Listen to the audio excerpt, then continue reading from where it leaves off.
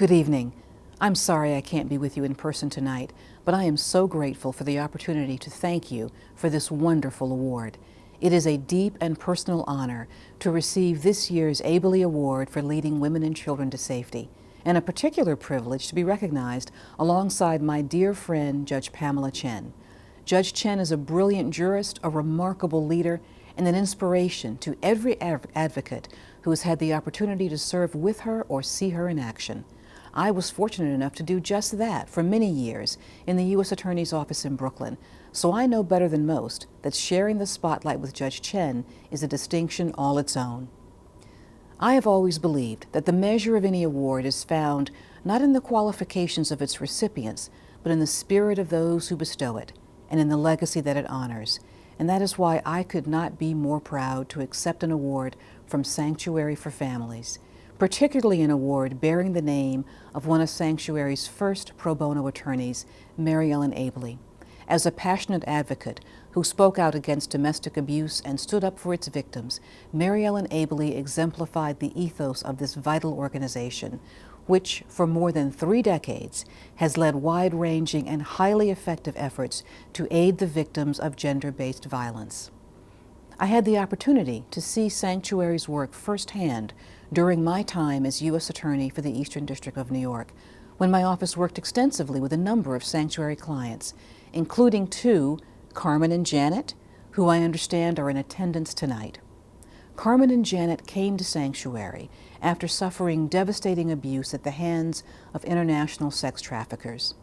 With Sanctuary's support and guidance, and thanks to their own strength, resilience, and extraordinary courage, they helped us bring their tormentors to justice and shut down the trafficking rings that had ensnared them.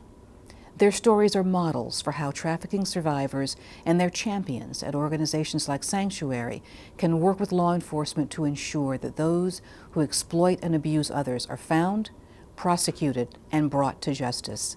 I applaud them for their bravery, for their conviction, and for their selfless efforts to improve and save the lives of many others like them. Seeking justice for trafficking survivors like Carmen and Janet was a major focus of my tenure as U.S. Attorney and remains one of my highest priorities as Attorney General. Just 2 months ago, I was joined by Secretary Tom Perez from the Department of Labor to announce that we would expand an important program called the Anti-Trafficking Coordination Team Initiative, which brings together officials from the Departments of Justice, Labor, and Homeland Security to fight human trafficking collaboratively. That initiative has been enormously successful in 6 pilot cities over the last 2 years, more than doubling the numbers of cases filed and defendants charged for human trafficking crimes. We are now building on that success by launching a second phase of the initiative in several new districts.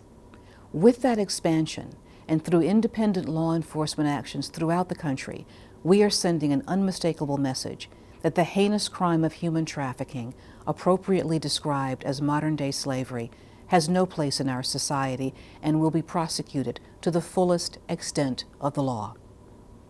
Going forward, we will be relying more than ever on critical partners like Sanctuary to help us identify, assist, and support victims in every way that we can. I look forward to our ongoing collaboration, and I am excited about all that we will achieve together in the days and months ahead.